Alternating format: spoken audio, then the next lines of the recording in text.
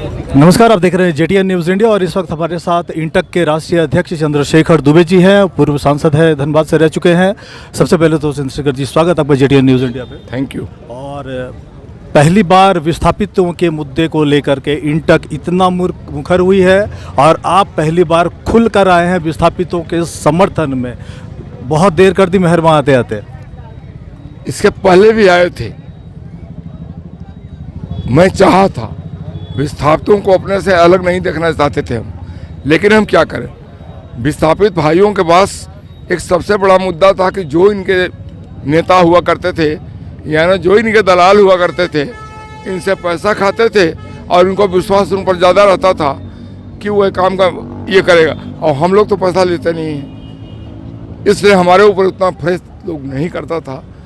आज रघुनाथ जी के प्रयास से ये लोग आया है, सब कुछ आया है। मैंने अपनी सारी बातें कहा है। दुबे साहब, मैं एक टेक्निकल सवाल ले रहा हूँ। वो सवाल ये है कि सुप्रीम कोर्ट ने रूल आउट किया है कि विस्थापन के मुद्दे पर नियोजन नहीं हो सकता है।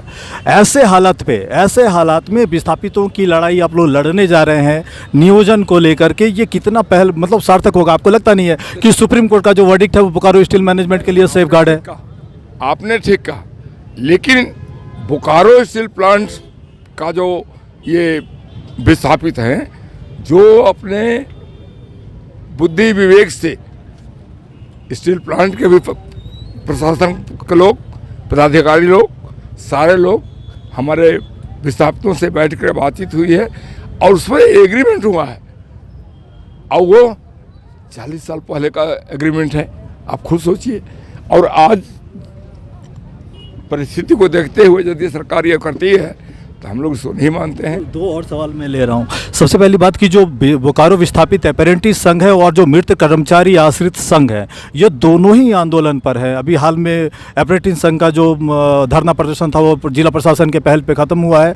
मृत कर्मचारी आश्रित संघ के जो लोग हैं कैंप जेल में बंद हैं। इन दोनों के लिए आप क्या आश्वासन देने जा रहे हैं? देखिए, इन दोनों के लोगों ने अभी तक हमसे मुलाकात नहीं किया है, जो सच्चाई है मैं बोल रहा हूँ। अब न्योते का इंतजार कर रहे हैं। अगर कि ये लोग हमारे पास आते हैं और अपना जो लड़ाई लड़ रहे हैं उसका समाधान चाहते हैं, तो निश्चित रूप से मैं इसमें रहूँगा, मैं उनको साथ दूंगा।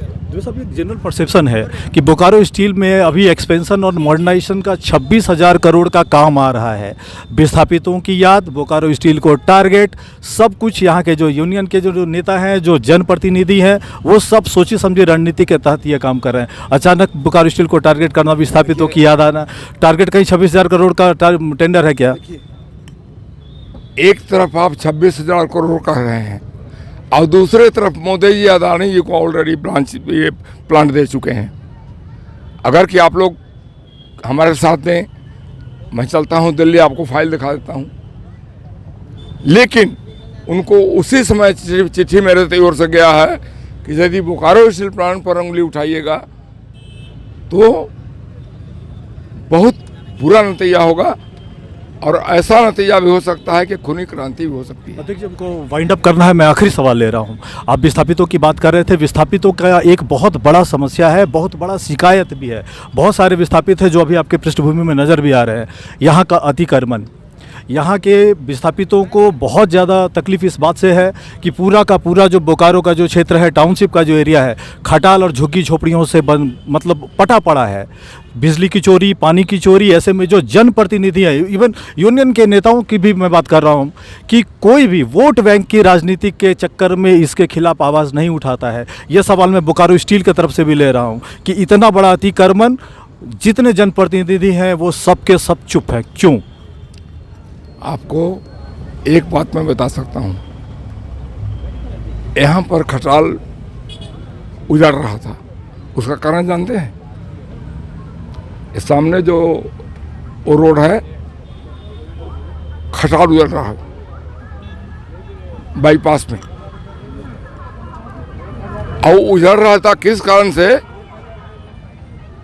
सो भी आपको मैं बता देना चाहता हूँ कि कोई नेता ही उस जगह पर 3 एकड़ जमीन 30,000 में ले लिया था बियाडा से, समझे?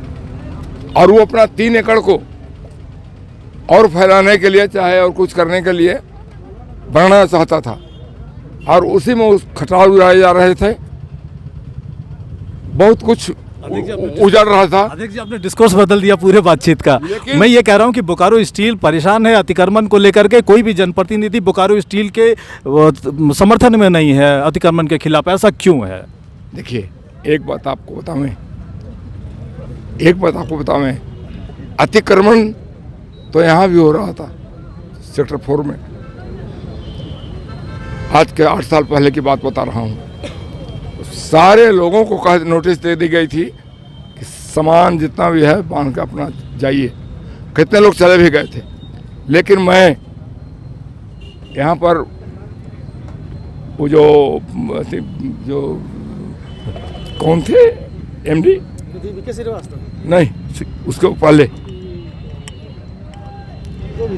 अरे भाई उड़ीसा के थे, महंती। 12 बजे रात्रि में बात हुई और मैंने जाके कहा कि गोली चलाना हो तो चलाना मेरे ऊपर, मैं जा रहा हूँ, एक भी हम उजड़ने नहीं देंगे। हाँ, जब तुम करोगे सुंदरीकरण, जब तुम करोगे कोई अच्छा काम, तो हम खड़ा होकर तो लड़ाई कर सकते हैं। वक्त निकाला बात करने के लिए आपका बहुत बहुत धन्यवाद, और आपने नई लड़ाई शुरू किया, हमारी शुभकामनाएं भी आपको हैं। बहुत बहुत धन्यवाद आपको भी। आप लोकतंत्र की चौथी कड़ी हैं, आप लोगों के हाथ में बहुत कुछ है। इस चीज़ को जितना हाईलाइट कीजिएगा उतना ही जनता को भी भलाई होगा और आपका नाम फैलेगा। चलिए, धन्यवाद आपका। ये थे पूर्व सांसद धनबाद के और इंटा के राष्ट्रीय अध्यक्ष चंद्रशेखर दुबे जी। बता रहे थे सभी मुद्दों पर खुल के बात की है, लेकिन अतिक्रमण के मुद्दे को आप लोगों ने देखा कि गोलमोल करके उन्होंने जवाब दिया है। खैर, अगली बार एक और मेहमान और एक और समस्या के साथ दोबारा रूबरू होंगे, और तब तक के लिए नमस्कार।